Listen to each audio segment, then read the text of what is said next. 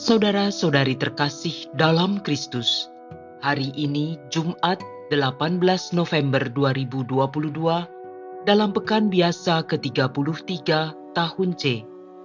Bacaan dibawakan oleh Margareta Yvonne, Mazmur dilantunkan oleh Skolastika Titi, dan renungan ditulis oleh Made Sinta. Selamat menekuni Sabda Allah. Marilah kita semakin mengasihi, semakin peduli, dan bersaksi.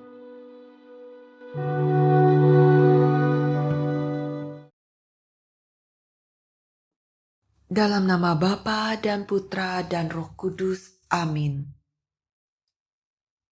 Terima kasih ya Tuhan, atas hari baru yang Kau beri untuk kami jalani hari ini.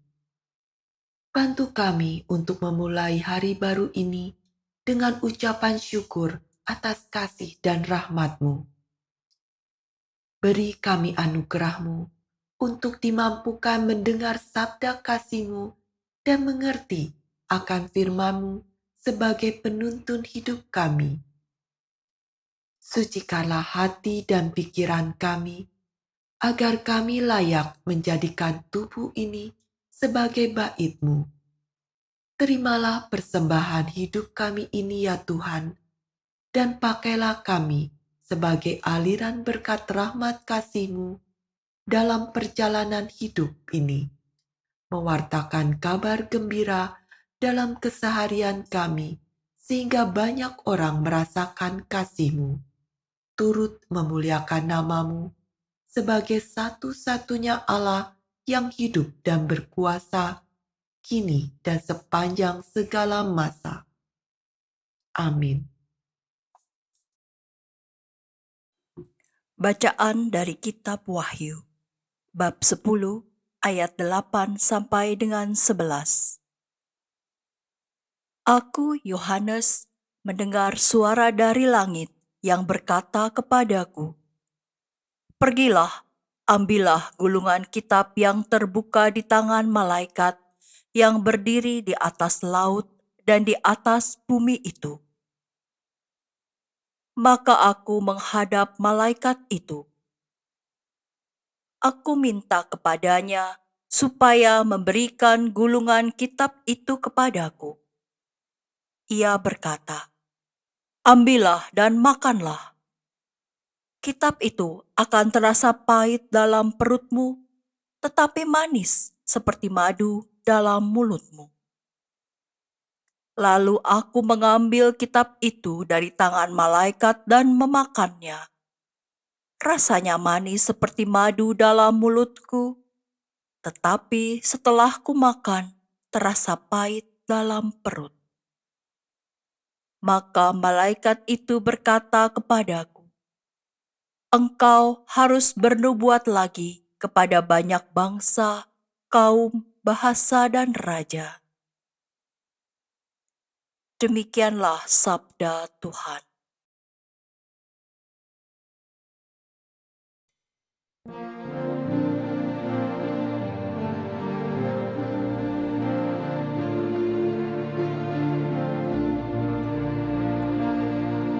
Betapa manis janjimu itu bagi langit-langitku ya Tuhan. Aku bergembira atas peringatan-peringatanmu, melebihi segala harta.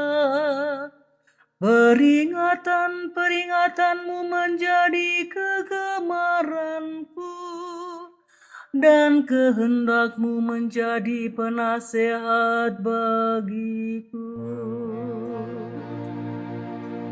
Betapa manis janjimu itu bagi langit-langitku ya Tuhan.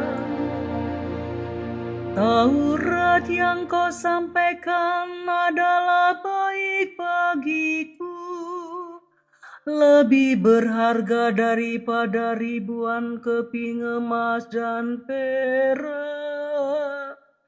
Betapa manis janjimu itu bagi langit-langitku, lebih manis daripada madu bagi mulutku. Betapa manis janjimu itu bagi langit-langit, oh ya Tuhan. Peringatan-peringatanmu adalah milik pusakaku untuk selama-lamanya. Sebab semuanya itu kegirangan hatiku. Mulutku kungagakan dan mengap-mengap, sebab aku menambahkan perintah-perintahmu. Betapa manis janjimu itu bagi langit-langit, oh ya Tuhan.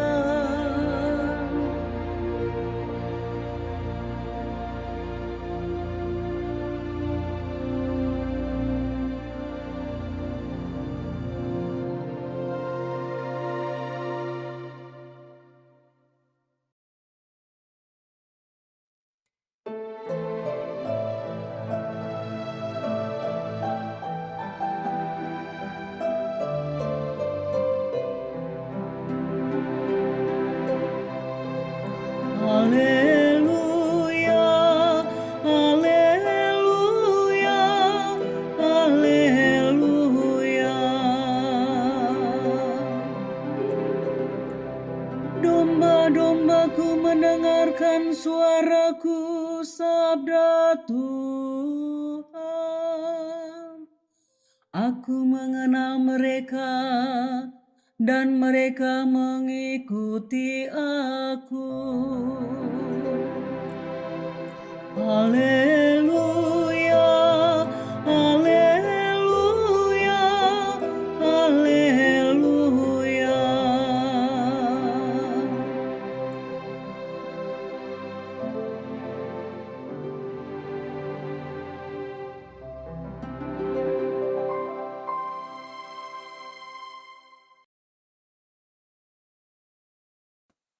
Inilah Injil suci menurut Lukas, bab 19 ayat 45 sampai dengan 48. Pada waktu itu, Yesus tiba di Yerusalem dan masuk ke bait Allah. Maka mulailah ia mengusir semua pedagang di situ.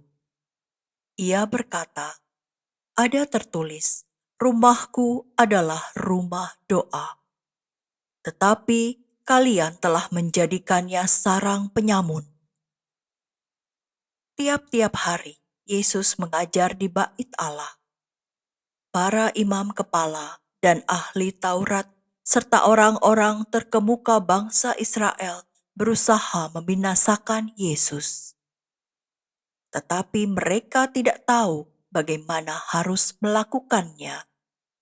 Sebab seluruh rakyat terpikat kepadanya dan ingin mendengarkan dia. Demikianlah sabda Tuhan.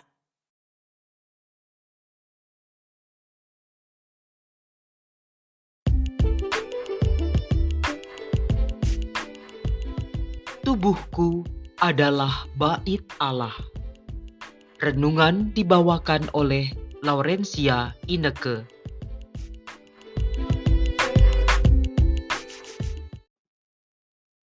Shalom saudara dan saudari terkasih di dalam Kristus. Dalam bacaan Injil hari ini, Tuhan Yesus mengusir para pedagang yang bekerja sama dengan para imam-imam kepala mencari keuntungan di bait Allah. Tuhan Yesus hendak mengembalikan bait Allah kepada fungsi yang seharusnya, seperti yang tertulis dalam kitab Yesaya bab 56 ayat 7. Aku akan berkenan kepada korban-korban bakaran dan korban-korban sembelihan mereka yang dipersembahkan di atas mezbahku. Sebab rumahku akan disebut rumah doa bagi segala bangsa. Apakah hal ini juga terjadi pada hidup kita? Tubuh kita adalah bait Allah, tempat kediaman Roh-Nya yang kudus, yang selalu menyertai dan membimbing tiap langkah hidup kita. Kebutuhan hidup, keinginan-keinginan daging, dan himpitan masalah dapat membuat Allah tergeser dari hidup kita. Kita lupa untuk selalu mempersembahkan rasa syukur atas apa yang sudah Ia berikan. Tetapi kita lebih fokus kepada apa yang tidak dimiliki, sehingga sibuk mencari kepuasan diri. Dalam kitab Wahyu, Santo Yohanes mendengar suara dari langit yang memberikan perintah agar pergi mengambil gulungan kitab yang terbuka di tangan malaikat yang berdiri di atas laut dan di atas bumi. Lalu malaikat itu berkata kepadanya, "Ambillah dan makanlah dia. Ia akan membuat perutmu terasa pahit, tetapi di dalam mulutmu ia akan terasa manis seperti madu." Bacaan pertama tersebut mengingatkan bahwa firman Allah itu seperti makanan yang diperlukan untuk tubuh kita, yang memberikan pertumbuhan dan kekuatan dalam menjalani kehidupan. Malaikat mengatakan, "Ambillah dan makanlah." Sebelum kita menerima manfaat dari makanan, kita perlu mengambil, mengunyah, baru menelannya. Demikian pula dengan firman Allah. Kita perlu membaca, mendengarnya, merenungkan, dan memahaminya, kemudian menjalankannya dalam kehidupan, sehingga kita dimampukan untuk terus berada di dalam jalan Allah dan akhirnya dapat berbuah di dalam kasih. Mengapa dikatakan pahit di perut? Karena Allah menghendaki firman-Nya dapat masuk ke dalam hati dan pikiran yang kemudian akan mengubah hidup. Dari menurut cara kita sendiri menjadi hidup yang sesuai dengan kehendak-Nya. Dalam proses transformasi tersebut, kadang membuat kita sakit karena harus mengorbankan keinginan dan kepuasan diri. Bahkan sesuatu yang dulu kita sebut dengan harga diri.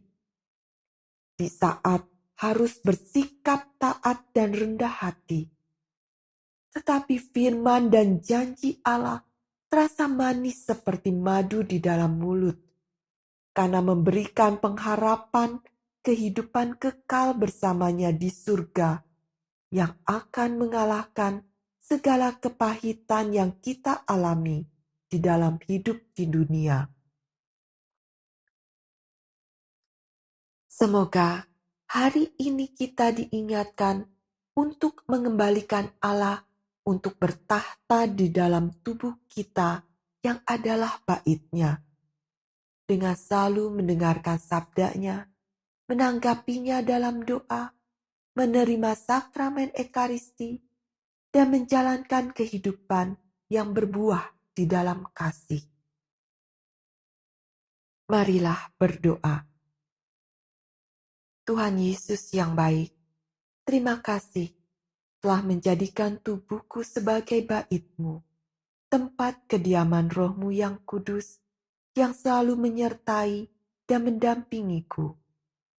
Tuhan, semoga aku dapat selalu menyadari bahwa hidupku memerlukan sabda-Mu yang akan memberikan petunjuk dan terang untuk tiap langkahku.